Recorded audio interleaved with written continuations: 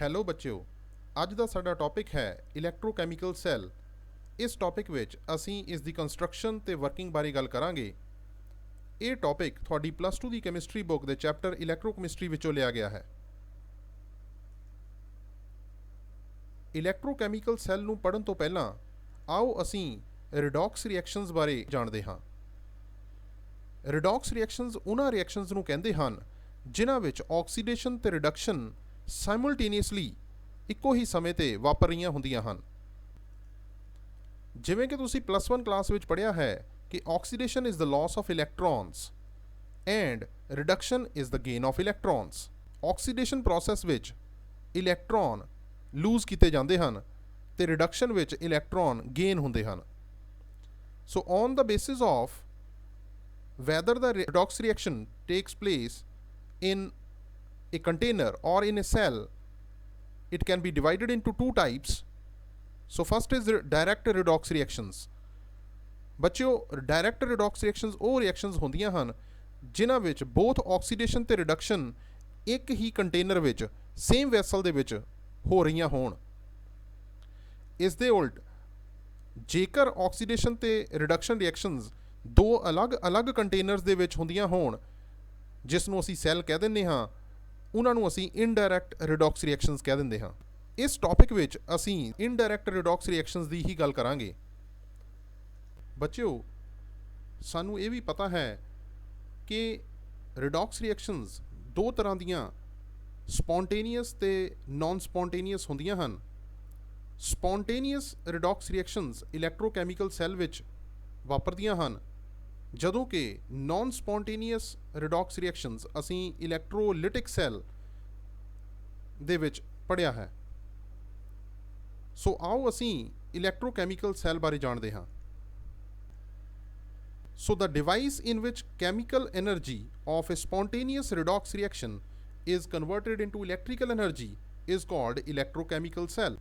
ਉਹ ਡਿਵਾਈਸ ਜਿਹੜਾ ਕਿਸੇ ਸਪੌਂਟੇਨੀਅਸ ਰਿਡੌਕਸ ਰਿਐਕਸ਼ਨ ਦੀ ਕੈਮੀਕਲ ਐਨਰਜੀ ਨੂੰ ਇਲੈਕਟ੍ਰੀਕਲ ਐਨਰਜੀ ਵਿੱਚ ਬਦਲ ਦਿੰਦਾ ਹੈ, ਉਸ ਨੂੰ ਅਸੀਂ ਇਲੈਕਟ੍ਰੋਕੈਮੀਕਲ ਸੈੱਲ ਔਰ ਗੈਲਵੈਨਿਕ ਸੈੱਲ ਕਹਿੰਦੇ ਹਾਂ।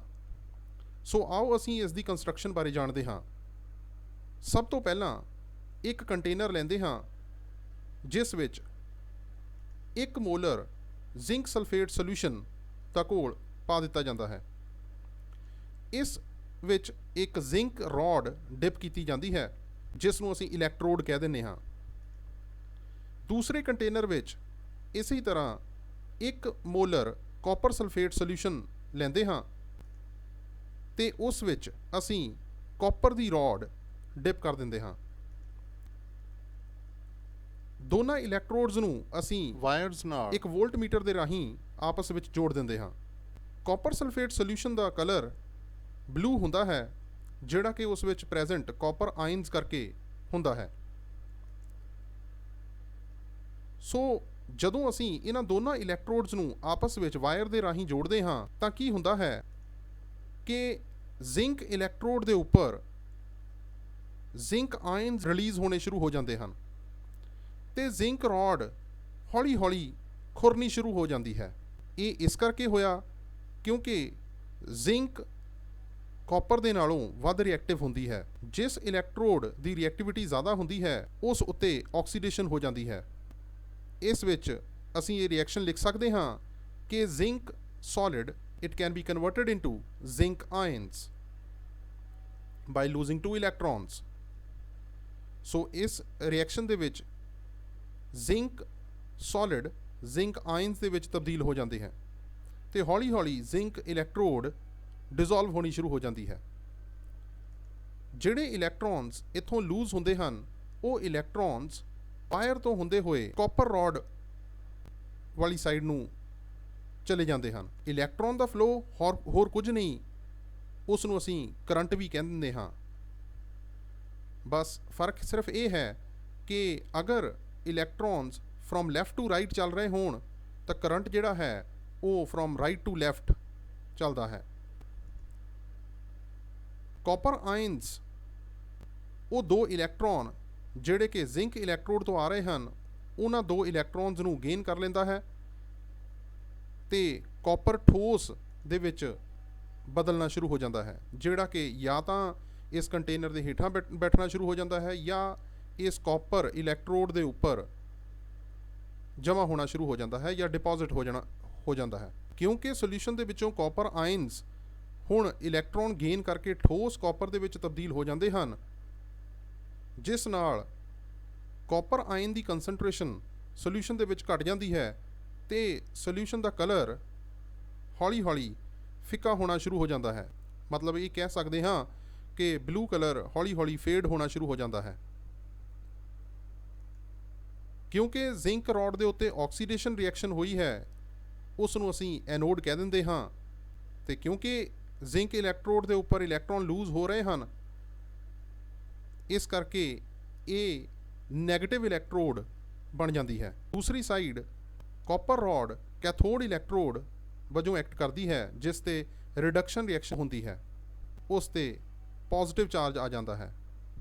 ਪਹਿਲੇ ਕੰਟੇਨਰ ਵਿੱਚ ਹੋ ਰਹੀ ਰਿਐਕਸ਼ਨ ਨੂੰ ਅਸੀਂ ਆਕਸੀਡੇਸ਼ਨ ਹਾਫ ਸੈੱਲ ਕਹਿ ਦਿੰਦੇ ਹਾਂ ਤੇ ਦੂਸਰੇ ਕੰਟੇਨਰ ਵਿੱਚ ਹੋ ਰਹੀ ਰਿਐਕਸ਼ਨ ਨੂੰ ਅਸੀਂ ਰਿਡਕਸ਼ਨ ਹਾਫ ਸੈੱਲ ਕਹਿ ਦਿੰਦੇ ਹਾਂ। ਇਸ ਤਰ੍ਹਾਂ ਇਸ ਇਲੈਕਟ੍ਰੋਕੈਮੀਕਲ ਸੈੱਲ ਵਿੱਚੋਂ ਕਰੰਟ ਵਗਣਾ ਸ਼ੁਰੂ ਹੋ ਜਾਂਦਾ ਹੈ। ਹੁਣ ਹੁੰਦਾ ਕੀ ਹੈ ਕਿ ਜਿੱਦਾਂ ਜਿੱਦਾਂ ਇਹ ਠੋਸ ਜ਼ਿੰਕ ਰੌਡ ਖੁਰਨੀ ਸ਼ੁਰੂ ਹੁੰਦੀ ਹੈ, ਉਸ ਨਾਲ ਜ਼ਿੰਕ ਆਇਨ ਦੀ ਕੰਸੈਂਟਰੇਸ਼ਨ ਸੋਲਿਊਸ਼ਨ ਦੇ ਵਿੱਚ ਵੱਧ ਜਾਂਦੀ ਹੈ, ਜਿਸ ਦੇ ਨਾਲ ਕੀ ਹੁੰਦਾ ਹੈ ਕਿ ਪੋਜ਼ਿਟਿਵ ਪੋਟੈਂਸ਼ੀਅਲ ਗ੍ਰੇਡੀਐਂਟ ਇਸ ਜ਼ਿੰਕ ਇਲੈਕਟ੍ਰੋਡ ਦੇ ਇਰਦ ਗਿਰਦ ਇਕੱਠਾ ਹੋਣਾ ਸ਼ੁਰੂ ਹੋ ਜਾਂਦਾ ਹੈ। ਤੇ ਦੂਸਰੀ ਸਾਈਡ ਤੇ ਸੋਲਿਊਸ਼ਨ ਦੇ ਵਿੱਚੋਂ ਕਾਪਰ ਆਇਨਸ ਇਲੈਕਟ੍ਰੋਨ ਗੇਨ ਕਰਕੇ ਸੋਲਿਡ ਕਾਪਰ ਦੇ ਵਿੱਚ ਤਬਦੀਲ ਹੋ ਜਾਂਦੇ ਹਨ, ਜਿਹੜਾ ਕਿ ਹੇਠਾਂ ਬੈਠ ਜਾਂਦਾ ਹੈ ਕਾਪਰ, ਤੇ ਸੋਲਿਊਸ਼ਨ ਦੇ ਵਿੱਚ negative ion the ਕੰਸੈਂਟਰੇਸ਼ਨ due to sulphate ion ਵੱਧ ਜਾਂਦੀ ਹੈ। ਉਹ ਨੈਗੇਟਿਵ ਆਇਨਸ ਕਾਪਰ ਰੌਡ ਦੇ ਇਰਦ ਗਿਰਦ ਨੈਗੇਟਿਵ ਪੋਟੈਂਸ਼ੀਅਲ ਗ੍ਰੇਡੀਐਂਟ ਕ੍ਰੀਏਟ ਕਰ ਦਿੰਦੇ ਹਨ। ਇਸ ਨਾਲ ਕੀ ਹੁੰਦਾ ਹੈ ਕਿ ਹੌਲੀ ਹੌਲੀ ਇਹ ਸੈੱਲ ਵਰਕ ਕਰਨਾ ਬੰਦ ਕਰ ਦਿੰਦਾ ਹੈ। ਉਹ ਇਸ ਕਰਕੇ ਹੋਇਆ ਕਿਉਂਕਿ ਜਿੰਨਾ ਜ਼ਿੰਕ ਰੌਡ ਦੇ ਆਲੇ ਦੁਆਲੇ ਪੋਜ਼ਿਟਿਵ ਚਾਰਜ ਜ਼ਿਆਦਾ ਹੋਏਗਾ, ਉਹ ਹੋਰ ਜ਼ਿੰਕ ਆਇਨਸ ਬਣਾਉਣਾ ਬੰਦ ਕਰ ਦੇਗਾ। ਇਹਦਾ ਮਤਲਬ ਇਹ ਹੈ ਕਿ ਆਕਸੀਡੇਸ਼ਨ ਹਾਫ ਸੈੱਲ ਵਿੱਚ ਹੋਰ ਜ਼ਿੰਕ ਆਇਨਸ ਬਣਨੇ ਬੰਦ ਹੋ ਜਾਣਗੇ, ਜਿਸ ਨਾਲ ਕਿ ਇਲੈਕਟ੍ਰੋਨਸ ਬਣਨੇ ਬੰਦ ਹੋ ਜਾਣਗੇ। ਇਲੈਕਟ੍ਰੋਨ ਦਾ ਫਲੋ ਬੰਦ ਹੋ ਜਾਂਦਾ ਹੈ ਕਿਉਂਕਿ ਕੈਥੋਡ ਉੱਪਰ ਨੈਗੇਟਿਵਲੀ ਚਾਰਜਡ ਆਇਨ ਦੀ ਕੰਸੈਂਟਰੇਸ਼ਨ ਵੱਧ ਜਾਂਦੀ ਹੈ, ਜਿਸ ਨਾਲ ਹੋਰ ਨੈਗੇਟਿਵਲੀ ਚਾਰਜਡ ਇਲੈਕਟ੍ਰੋਨਸ ਇਸ ਵੱਲ ਮੂਵ ਨਹੀਂ ਕਰ ਪਾਉਂਦੇ। ਅਸੀਂ ਇਸ ਸੈੱਲ ਨੂੰ ਦੁਬਾਰਾ ਵਰਕ ਕਰਵਾਉਣ ਦੇ ਲਈ ਸਾਲਟ ਬ੍ਰਿਜ ਦੀ ਵਰਤੋਂ ਕਰਦੇ ਹਾਂ। ਸਾਲਟ ਬ੍ਰਿਜ ਇੱਕ ਇਨਵਰਟਿਡ ਯੂ ਸ਼ੇਪਡ ਟਿਊਬ ਹੁੰਦੀ ਹੈ, ਜਿਸ ਨੂੰ ਅਸੀਂ ਕੰਸਨਟ੍ਰੇਟਿਡ ਸੋਲਿਊਸ਼ਨ ਆਫ ਇਨਰਟ ਇਲੈਕਟ੍ਰੋਲਾਈਟਸ ਜਿਵੇਂ ਕਿ ਪੋਟੈਸ਼ੀਅਮ ਕਲੋਰਾਈਡ, ਪੋਟੈਸ਼ੀਅਮ ਨਾਈਟ੍ਰੇਟ ਐਟਸੈਟਰਾ ਦੇ ਨਾਲ ਫਿਲ ਕਰਦੇ ਹਾਂ। ਇਹਨਾਂ ਇਲੈਕਟ੍ਰੋਲਾਈਟਸ ਨੂੰ ਅਸੀਂ ਇੱਕ ਗਾੜੇ ਅਗਰ ਜੈਲੀ ਵਰਗੇ ਜਾਂ ਜੈਲੇਟਿਨ ਵਰਗੇ ਸੋਲਿਊਸ਼ਨ ਦੇ ਵਿੱਚ ਘੋਲਦੇ ਹਾਂ, ਤਾਂ ਕਿ ਇਹ ਜਲਦੀ ਇਸ ਯੂ ਸ਼ੇਪਡ ਟਿਊਬ ਵਿੱਚੋਂ ਲੀਕ ਨਾ ਕਰੇ। ਯੂ ਸ਼ੇਪਡ ਟਿਊਬ ਦੇ ਦੋਨੋਂ ਐਂਡ ਅਸੀਂ ਕਾਟਨ ਪਲੱਗਸ ਦੇ ਨਾਲ ਬੰਦ ਕਰ ਦਿੰਦੇ ਹਾਂ, ਤਾਂ ਕਿ ਇਹ ਇਲੈਕਟ੍ਰੋਲਾਈਟ ਹੌਲੀ ਹੌਲੀ ਇਸ ਯੂ ਸ਼ੇਪਡ ਟਿਊਬ ਜਾਂ ਸਾਲਟ ਬ੍ਰਿਜ ਵਿੱਚੋਂ ਪਾਸ ਕਰਨ।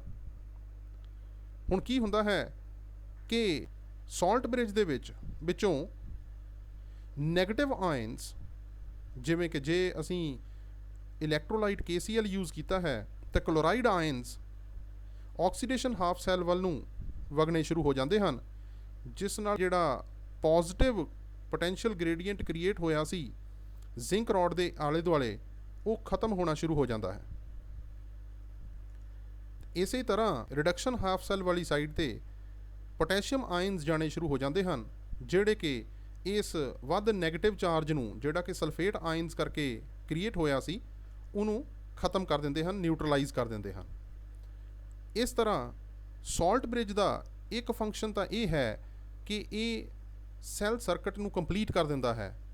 ਇਹ ਸੈੱਲ ਸਰਕਟ ਪੂਰਾ ਕੰਪਲੀਟ ਹੋ ਗਿਆ ਹੈ।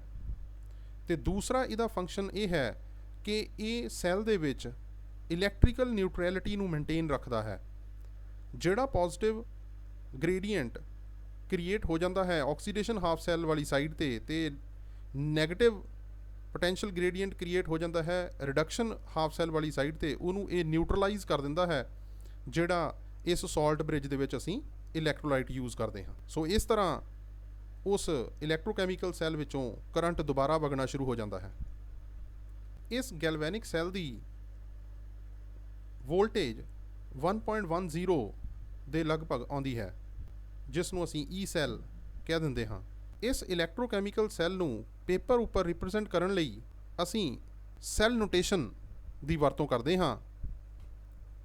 ਸੋ ਅਗਰ ਅਸੀਂ ਜ਼ਿੰਕ ਕਾਪਰ ਇਲੈਕਟ੍ਰੋਕੈਮੀਕਲ ਸੈੱਲ ਦੀ ਸੈੱਲ ਰਿਪਰੈਜ਼ੈਂਟੇਸ਼ਨ ਲਿਖਣੀ ਹੁੰਦੀ ਹੈ ਤਾਂ ਅਸੀਂ ਕਿਸ ਤਰ੍ਹਾਂ ਲਿਖਾਂਗੇ?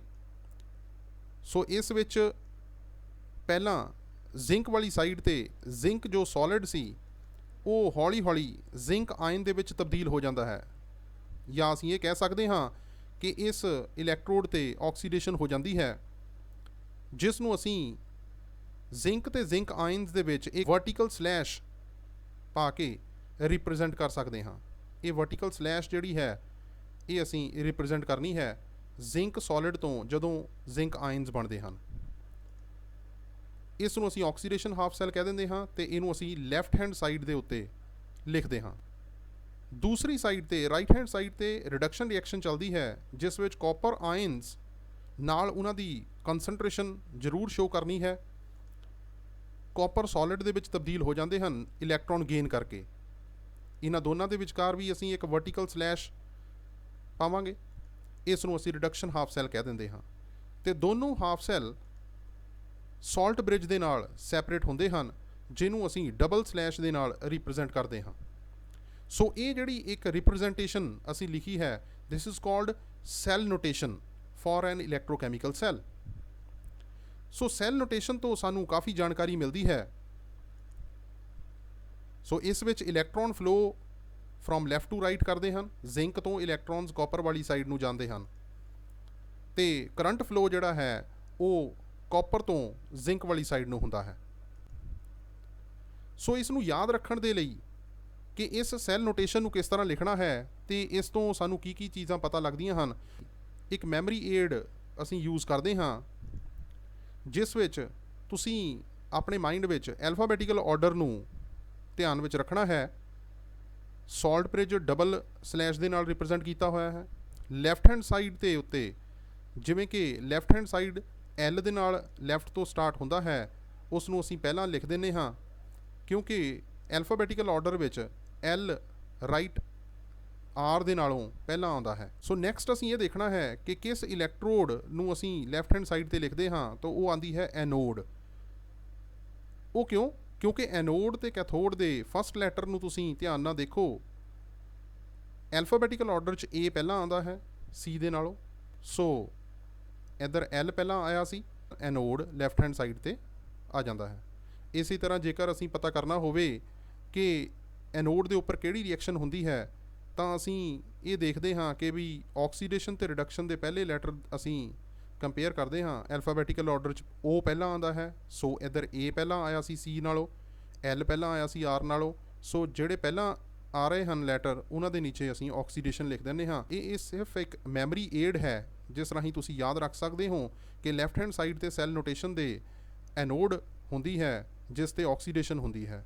ਸੋ ਇਲੈਕਟ੍ਰੋਕੈਮੀਕਲ ਸੈੱਲ ਦੇ ਲਈ ਅਸੀਂ ਇੱਕ ਹੋਰ ਚੀਜ਼ ਯੂਜ਼ ਕਰ ਸਕਦੇ ਹਾਂ ਕਿ ਅਗਰ ਇਹ ਪਤਾ ਕਰਨਾ ਹੋਵੇ ਕਿ ਐਨੋਡ ਤੇ ਕੈਥੋਡ ਦੇ ਵਿੱਚ ਚਾਰਜ 'ਚ ਕਿਹੜਾ ਹੁੰਦਾ ਹੈ। ਸੋ ਚਾਰਜ ਦੋ ਤਰ੍ਹਾਂ ਦੇ ਹੁੰਦੇ ਹਨ, ਨੈਗੇਟਿਵ ਤੇ ਪੋਜ਼ਿਟਿਵ। ਅਗਰ ਇਹਨਾਂ ਦੇ ਫਸਟ ਲੈਟਰ ਨੂੰ ਅਸੀਂ ਕੰਪੇਅਰ ਕਰੀਏ ਤਾਂ ਐਨ ਜਿਹੜਾ ਹੈ ਉਹ ਪਹਿਲਾਂ ਆਉਂਦਾ ਹੈ। ਸੋ ਜਿਹੜੇ ਪਹਿਲਾਂ ਲੈਟਰ ਆਏ ਸੀਗੇ, ਅਸੀਂ ਨੈਗੇਟਿਵ ਨੂੰ ਅਸੀਂ ਉਹਨਾਂ ਦੇ ਨੀਚੇ ਲਿਖ ਲੈਂਦੇ ਹਾਂ। ਸੋ ਇਸ ਤੋਂ ਸਾਨੂੰ ਇਹ ਪਤਾ ਲੱਗਦਾ ਹੈ ਕਿ ਲੈਫਟ ਹੈਂਡ ਸਾਈਡ ਦੇ ਸੈੱਲ ਨੋਟੇਸ਼ਨ ਤੇ ਐਨੋਡ ਇਲੈਕਟ੍ਰੋਡ ਹੁੰਦੀ ਹੈ ਤੇ ਉਸ ਤੇ ਆਕਸੀਡੇਸ਼ਨ ਰਿਐਕਸ਼ਨ ਪਰਫਾਰਮ ਹੁੰਦੀ ਹੈ ਤੇ ਉਸ ਉੱਪਰ ਨੈਗੇਟਿਵ ਚਾਰਜ ਹੁੰਦਾ ਹੈ। ਸੋ ਮੈਂ ਉਮੀਦ ਕਰਦਾ ਹਾਂ ਕਿ ਤੁਹਾਨੂੰ ਇਹ ਵੀਡੀਓ ਪਸੰਦ ਆਈ ਹੋਏਗੀ। Thanks for watching.